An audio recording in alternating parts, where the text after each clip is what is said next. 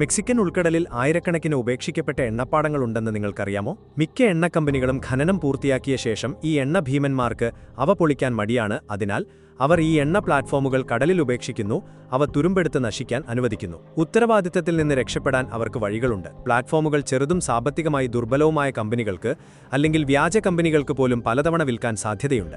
അങ്ങനെ യഥാർത്ഥ കമ്പനിക്ക് അടച്ചുപൂട്ടലിന്റെയും കൃത്യമായ പൊളിച്ചുനീക്കലിന്റെയും ബുദ്ധിമുട്ടുകൾ കൈകാര്യം ചെയ്യേണ്ടതില്ല. കാരണം ഒരു എണ്ണപ്പാടം പൊളിച്ചുമാറ്റുന്നതിനുള്ള സമയവും സാമ്പത്തിക ചെലവും വളരെ വലുതാണ്. സാധാരണയായി പ്ലാറ്റ്ഫോമിന്റെ തൂണുകൾ മുറിച്ചുമാറ്റേണ്ടതുണ്ട്. തുടർന്ന് വലിയ എഞ്ചിനീയറിംഗ് കപ്പൽ അതിന്റെ ബാലസ്റ്റ് ടാങ്കുകൾ ഉപയോഗിച്ച് കപ്പലിന്റെ ബോഡി മുറിവുകൾക്ക് താഴെയായി താഴ്ത്തും. നൂറുകണക്കിന് ടൺ ഭാരമുള്ള പ്ലാറ്റ്ഫോം മുഴുവനായും ഒരു ക്രെയിൻ ഉപയോഗിച്ചുയർത്തി എഞ്ചിനീയറിംഗ് കപ്പലിൽ വെക്കുന്നു. തുടർന്ന് ഒരു ടഗ് ബോട്ടിന്റെ സഹായത്തോടെ കരയിലേക്ക് തിരികെ കൊണ്ടുപോയി അവസാനം പൊളിച്ച അവശിഷ്ടങ്ങൾ റീസൈക്കിൾ ചെയ്യുന്നു. ഈ പ്രക്രിയ പൂർത്തിയാക്കാൻ ദശലക്ഷക്കണക്കിന് ഡോളർ, ചിലപ്പോൾ $10,000 പോലും ചിലവാകും.